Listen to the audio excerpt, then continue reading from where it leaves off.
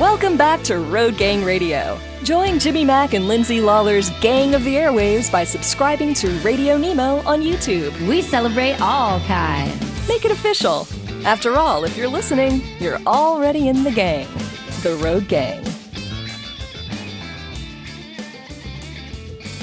Would you care to do the honors, or should I introduce Tom Huddleston?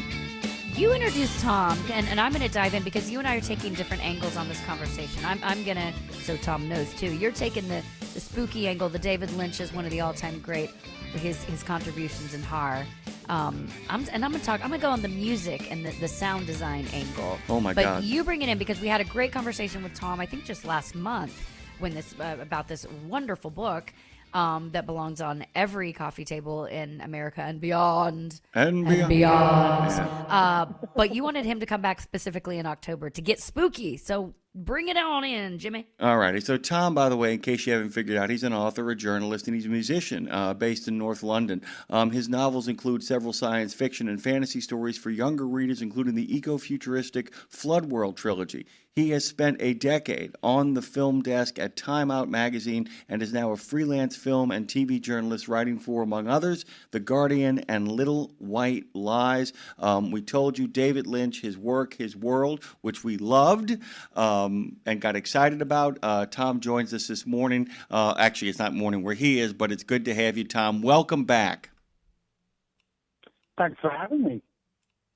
Good morning. And I know you being a musician too, that you're ready, willing, and able to talk David Lynch music as it pertains to the spooky. I don't even feel like spooky is the right word. It's just like it's this intensity. It's this uncanny, maybe. Uncanny, yes. Thank you. Exactly. Yeah. And I want to start with Twin Peaks, which actually my husband and I are going to go back and watch this winter. That's going to be one of our winter binges. But I went back and was listening to some of the music of Twin Peaks, and those with those like dreamy saxophones and those like the slow lounge rhythms I call them. And I feel like the music of, and correct me if I'm wrong, or please add to this, but the music of David Lynch, it lulls you into a false sense of calm. It's like, oh, this is beautiful. It's the calm before the storm a little bit. Why do you think that contrast with him works so well, specifically in creating horror? That's a really good question. The music is Blue Velvet was always the film where he said he found his kind of voice with the music and also found his kind of greatest musical collaborator, Angelo Badalamenti, that was the first film the two of them worked on. And, the music is kind of ominous, but it's kind of cool at the same time. But that describes the film to some extent as well, and definitely describes Twin Peaks. It's ominous, but it's cool. Twin Peaks has this very dreamlike music. It's very sort of drifting and quite ethereal, and a lot of that obviously comes from Judy Cruz's amazing voice. But they were kind of taking inspiration from all over the place. Obviously from kind of 50s jazz, but also from sort of 80s dream pop and synth pop, and putting these unusual elements together to create an atmosphere and a mood, and I think that they created a kind of music together that stands alone. People have taken inspiration from it, but no one's been able to recreate it.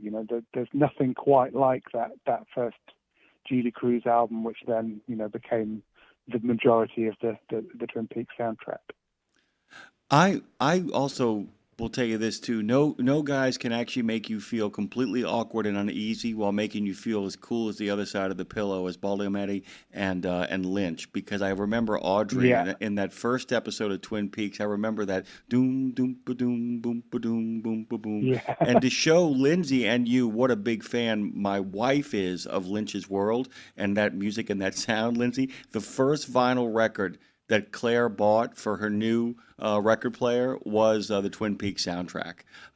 It's just, nice. and there's a romance in it too. I think, you can expand on this as well too, because now Lindsay got me pulled into the music. I think that there is something romantic in what is going on there too that makes the horror stand out that much more in contrast. There's something like hyper romantic that goes on in all of his things in Blue Velvet, I think Lynch was a child of the 50s. He was born in 46, but he was a kid in the 50s, and I think a lot of that very romantic pop of the 50s was a huge influence on him. And if you look at the lyrics for the songs that which Lynch wrote, for those songs that Judy Cruz sang, songs like Mysteries of Love and Rocking Back Inside My Heart, they're very kind of straightforward declarations of romantic love.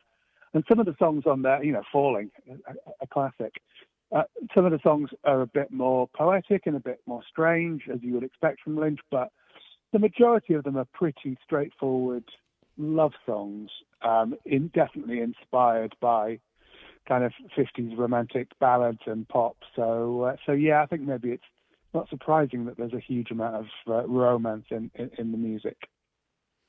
So obviously his the visuals get a lot of attention here, but in your opinion, as it pertains here to horror, how he uses his music, or even quite frankly the silence, to heighten the horror, like, can you think, let's talk about that, but can you think of a scene also in that where the music, or lack thereof it, is what truly made it terrifying? I know you can probably think of lots, but what is the first one that comes to mind, that where the lack of music is what made it terrifying?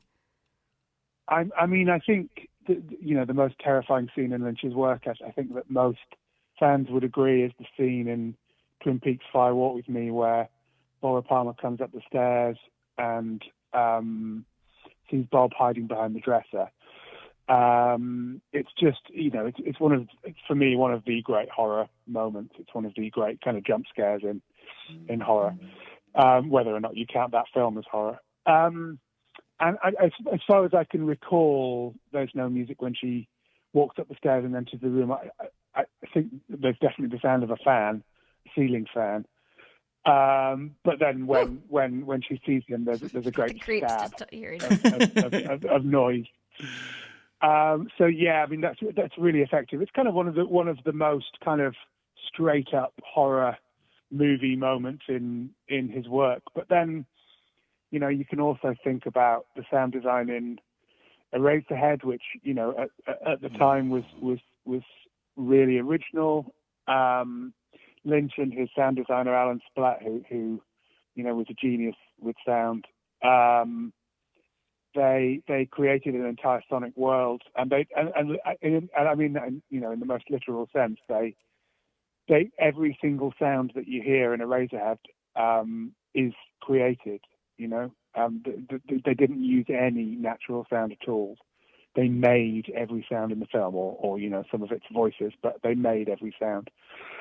And that creates this kind of rumbling, droning, dissonant, unnerving. Eraserhead is only a horror movie in the very, very loosest sense of the word, but it has this sense of unease throughout and discomfort, and a huge amount of that comes from the sound design. I don't think the film would be half as effective as it is if it didn't have this just constant noise going on that you can't pinpoint or make real sense of. It's just always there. I wanted to kind of I'm going to throw 3 of my favorite moments, and I sent them to Lindsay last night. Dude, the one at the party? What the hell? Holy crap. Yeah, and I literally sent Lindsay 3 segments, guys. And the moment she said party, you saw Tom went, "Oh no, I got it.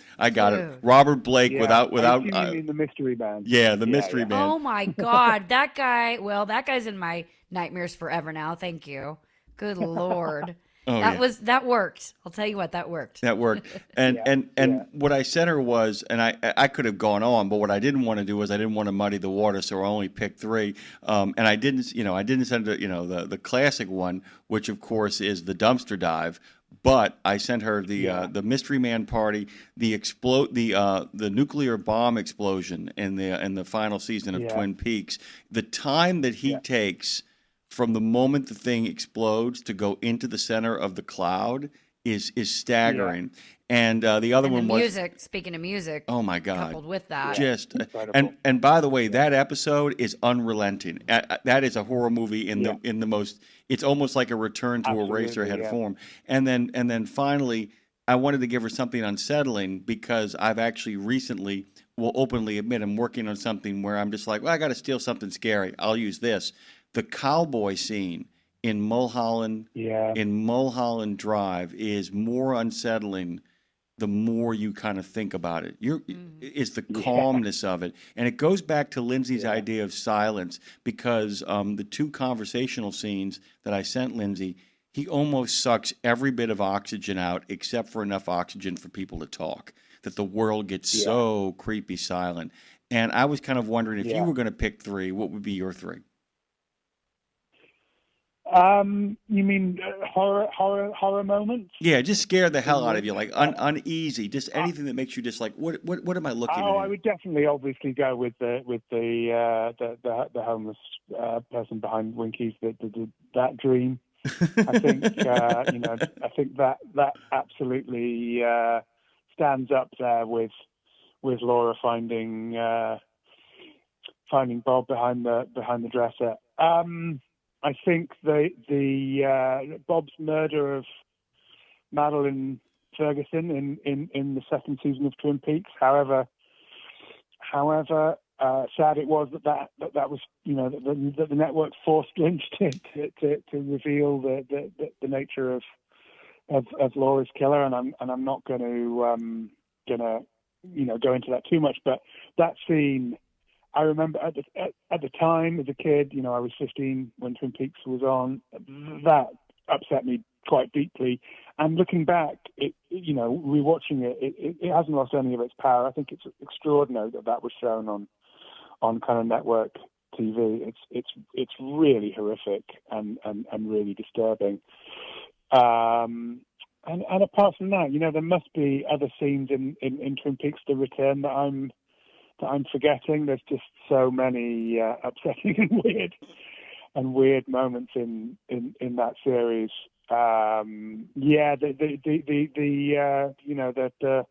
Ike the Spike, the short person who attacks a bunch of people in an office building with an ice pick. That's pretty upsetting. In Twin Peaks: The Return. That sounds sweet. That scene is. It's fairly. It just happens. It happens very, very quickly, and it's really relentless. It's a scene of about a minute and a half in which at least 3 people get stabbed at least 25 times. It's really nasty. So off the top of my head, those are the ones that I would probably go for. But I'm sure there are lots more. We're talking with Tom Huddleston, who we had on just about last month with his new book. You can go to tomhuddleston.co.uk, and the book David Lynch, His Work, His World is out now. You should get it. You should have it. You will love it. I'm curious because I don't know his work as well as you all yet, but I am wildly aware that he is obviously a brilliant artist. But I don't.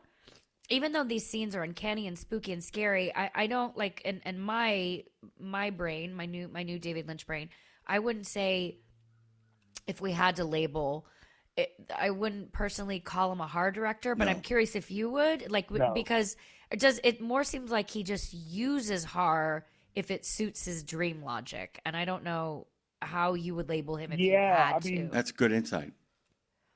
I think dream logic is absolutely right, and obviously dreams have more, have more horror in them than they have horror in them in the sense that we understand it from horror movies as opposed to the horror of the real world, which we probably don't have time to get into. But I think Lynch does use the techniques of horror. I don't think he was a particular student of horror movies. I don't think he was a particular fan of horror movies. But he definitely uses the technique of horror, and he manages to create a sense of dread, I think, more effectively than just about any other filmmaker you can name.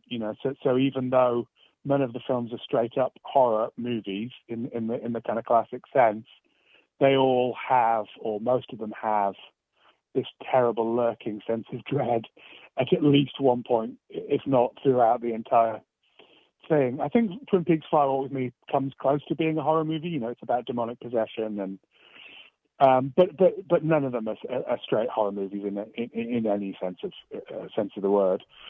But yes, there's always just this sense of dread, and I think he was a master manipulator of emotions, and dread was just one of the emotions that he really, really loved to play with, I think.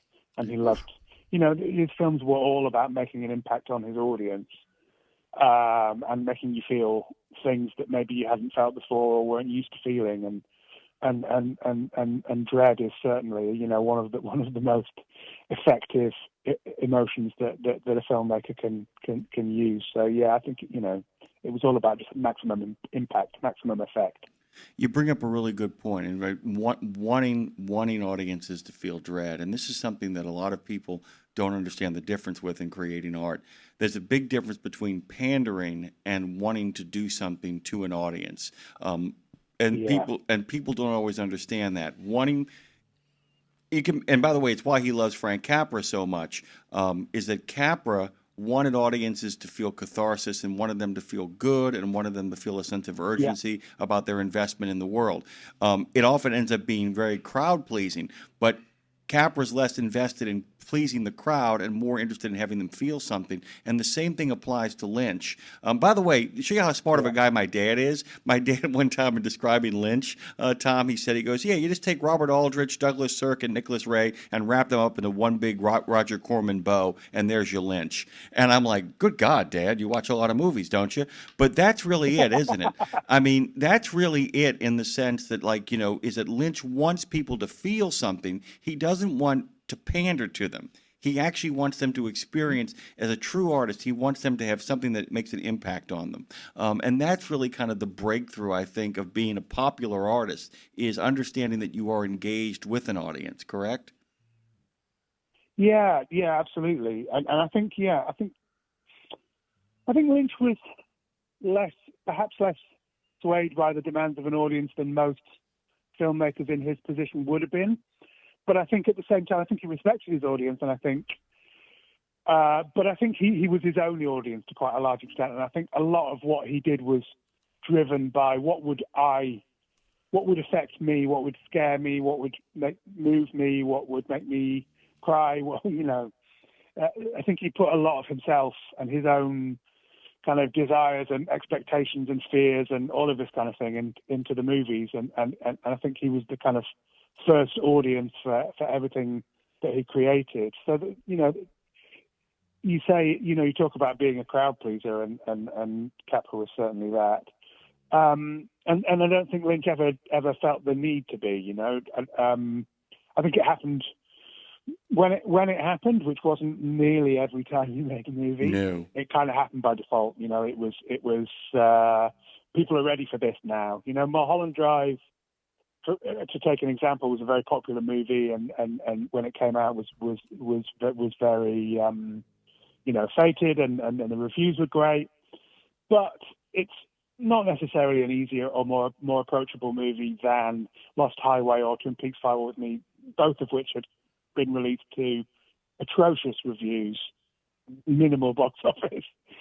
So yeah, I think Lynch was interested in his audience, and I think he was interested in making an impact on them. But I think he first and foremost, he felt like he needed to do that to himself, and if it worked for him, then it would work for other people. Tom Huddleston has been joining us. You can head over to tomhuddleston.co.uk. Before you leave, okay, Tom, if you're DJing a haunted house and you can only use David Lynch soundtracks, what's the first song? What's your kickoff song? What's the creepiest haunted house David Lynch song? Well, I guess. Oh gosh, that's a really, really tough question. I mean, the Bowie song "I'm Deranged" that kicks off Lost Highway. I think that would be. That's a good one. That's a good one. You dance to it. It's creepy, but you can dance like to it. I'm just wanting to get my soundtrack ready over here. Yeah, Lindsay's putting together her cool. own Lindsay soundtrack. Tom, we're going to get you back on again sometime soon. Whatever you got cooking new, whether it's an article, anything, we'd love to have you back. Thank you, Tom. All right, terrific. Well, I have a horror novel coming out next year, so let's talk when that comes out. And we're in. Deal us in. Thank you. Tom Huddleston, Okay. author, journalist, and musician based over in North London. He has now joined us for the second time. David Lynch, his work, his world. Man, I'm telling you, if you got a movie buff in your life, this is the Christmas present for them.